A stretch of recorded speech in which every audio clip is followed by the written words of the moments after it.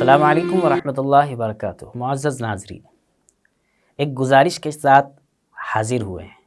اور امید کہ ضرور آپ اس گزارش کو قبول کریں گے۔ گزارش یہ ہے کہ جتنے اہتمام کے ساتھ ہم قربانی کا جانور خریدتے ہیں اور جس اہتمام کے ساتھ ہم قربانی کے جانور کی نگہداشت کرتے ہیں، یعنی اس کا چارہ پانی کا انتظام کرتے ہیں، جتنے اہتمام کے ساتھ ہم اس کے ذبح کرنے کا اہتمام کرتے ہیں، گوشت تقسیم کرنے کا اہتمام کرتے ہیں، اس اہتمام کے ساتھ،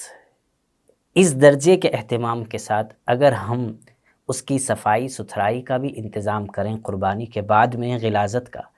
تو یہ اور بہت اہم چیز ہوگی۔ آج کل ہو یہ رہا ہے کہ ہمارے معاشرے کے اندر نیکی کرنے کے سلسلے میں لوگ بڑی رغبت ظاہر کرتے ہیں،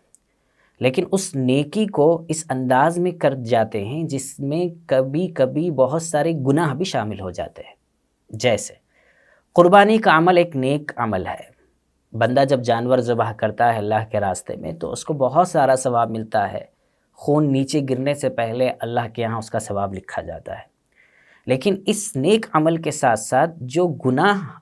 شامل ہو رہا ہے اس کی طرف ہماری توجہ نہیں ہے۔ وہ یہ ہے کہ ہم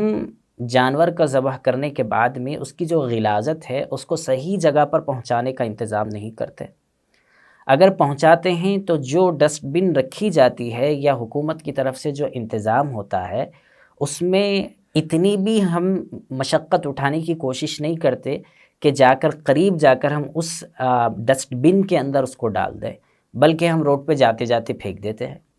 اب جو راستہ ہے چلنے کا اس کے باہر، ڈسٹ بن کے باہر وہ غلاظت گرے گی تو ظاہر سی بات ہے کہ سڑک پر کئی لوگ آتے جاتے رہیں گے اور ہر آنے جانے والے کے لیے غلاظت کی بو اتنی زیادہ کٹھن ہوگی اور اتنی زیادہ گراں گزرے گی ان کے لیے کہ وہ اس جگہ سے چلنے کے لیے ان کو مشکل ہو جائے گی، اور یہ ہماری بے توجہی کا نتیجہ ہے۔ اگر ہم قربانی کے فوراً بعد کوئی ایسی پلاسٹک لیتے یا خرید کر لا لیتے کہ جس میں ہم غلاظت کو پوری ڈال دیتے، اس کو اچھے سے پیک کر دیتے اور پھر اس کو صحیح جگہ پر لے جا کر پہنچانے کا انتظام کرتے یا ڈسٹ بن کے اندر ڈالتے، تو ظاہر سی بات ہے کہ اس سے کسی آنے جانے والے کو تکلیف نہیں ہوتی۔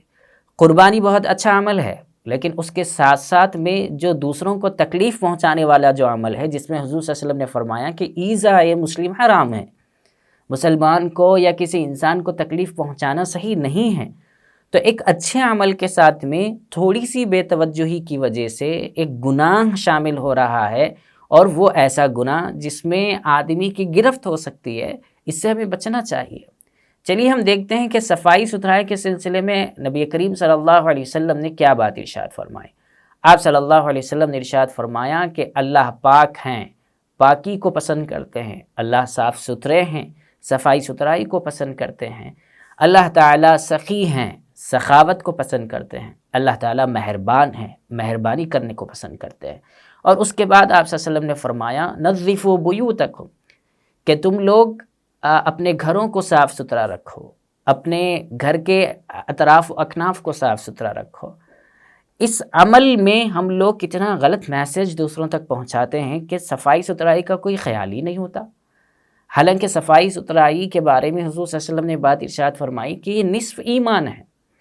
آپ ہر عمل دیکھ لیجئے اسلامک عمل کے اندر، اس میں سب سے پہلے صفائی کی، ستھرائی کی اور پاکی حاصل کرنے کی تاکید کی گئی ہے۔ نماز سے پہلے وضو کو رکھا گیا ہے، وضو کے لیے پانی نہ ہو تو تیمم کو رکھا گیا ہے۔ ایک عمل سے پہلے ایک عمل کی ضرورت، اور وہ بھی ضروری درجے میں قرار دیا گیا ہے۔ اس سے معلوم ہوتا ہے کہ کتنی اہمیت ہمارے یہاں اسلام کے اندر رکھی گئی ہے۔ اس لیے ہمیں کم از کم اس بات کا خاص خیال رکھنا چاہیے کہ ہم اپنے گھر کی غلاظت کو اچھے طریقے سے پیک کر کے اسے مقامی ڈسٹ بن کے اندر ڈال کر آنے کی کوشش کریں گے، اور خصوصاً گھروں کے پاس رکھنا یا گھروں کے باہر پھینک دینا یا پھر اس کے بعد میں روڈوں پر ڈال دینا، یہ اسلامی شیوا یا اسلامی کلچر نہیں ہے، اور نہ اسلام اس کی اجازت دیتا ہے۔ تو برائے مہربانی آپ ان باتوں کا ضرور خیال رکھیں۔ ہاں، چلتے چلتے ایک دو باتیں اور ہیں، وہ دو باتوں میں سے ایک بات یہ ہے کہ اس حدیث کے اندر یہ بات ارشاد فرمائیں گے کہ اللہ تعالیٰ مہربان ہے اور مہربانی کو پسند کرتے ہیں۔ تو قربانی کے دن کے اندر ایک تو ایک قصاب ملتا نہیں ہے جلدی، اور جلدی ہو جاتی ہے کہ بھئی جلدی قربانی کے عمل سے فارغ ہو جائیں، تو اس میں گھر میں خواتین کی طرف سے بھی فورس ہوتے رہتا ہے، اور ادھر مرد ہے، گھر کے ذمہ دار حضرات ہے کہ ان کو قصائی نہیں ملتا ہے، تو بعض مرتبہ اس میں نوک جھوک ہونا شروع ہو جاتی ہے۔ اور اسی طریقے سے گوشت ذبح کرنے کے بعد میں گوشت کی تقسیم، گوشت کو پیک کرنا، اس میں بھی بسا اوقات کچھ اونچ نیچ ہو جاتی ہے، تو گھروں میں بعض مرتبہ وہ اچھے دن بھی، خوشی کے دن بھی جو ہے موڈ آف ہونے لگتا ہے، یا پھر وہ اختلاف کا ذریعہ بن جاتا ہے رشتہ داروں کے اندر یا گھر کے اندر، ایک برا ماحول ہو جاتا ہے۔ تو اس سے اپنے آپ کو بچانا چاہیے۔ وہ وقت صبر کا ہے، تھوڑا سا صبر کر کے، تحمل کر کے ہمیں کام کرنے کی ضرورت ہوتی ہے، انڈرسٹینڈنگ میں آنا چاہیے۔ اسی کے ساتھ ساتھ اس حدیث کے اندر جو بات فرمائی گئی ہے کہ اللہ سخی ہے اور سخاوت کو پسند کرتے، اس کا مطلب یہ ہے کہ اس سے ہمیں سبق ملتا ہے کہ جب ہم قربانی دے رہے ہیں تو قربانی دینے میں ایک تو ہم اپنے لیے رکھتے ہیں کچھ حصہ، ایک رشتہ داروں کے لیے رکھتے ہیں، اور ایک دوسرے غریبوں کے لیے رکھتے ہیں۔ تو اس میں غریبوں کے لیے جو رکھا جاتا ہے حصہ، یا رشتہ داروں کے لیے جو رکھا جاتا ہے، اس میں تھوڑا سا سخاوت سے کام لینا چاہیے۔ ایسا نہیں کہ بھی ہم زیادہ رکھ لیے اور رشتہ داروں کے لیے کچھ کم، اور پھر پڑوسیوں کے لیے اور غریبوں کے لیے کچھ کم، ایسا نہیں ہونا چاہیے۔ اس میں ایک بات اور بھی یاد رکھنی چاہیے، وہ یہ ہے کہ ہم میں سے بہت سارے گھرانوں کے اندر ہوتا یہ ہے کہ قربانی کے بعد ایسی جو چیزیں جو ہم نہیں کھانا پسند کرتے، خصوصاً بڑے جانوروں میں سے، تو وہ چیزیں ہم غریبوں میں تقسیم کرنے کے لیے بھیج دیتے ہیں۔ اب دیکھیں کتنی بری بات ہے یہ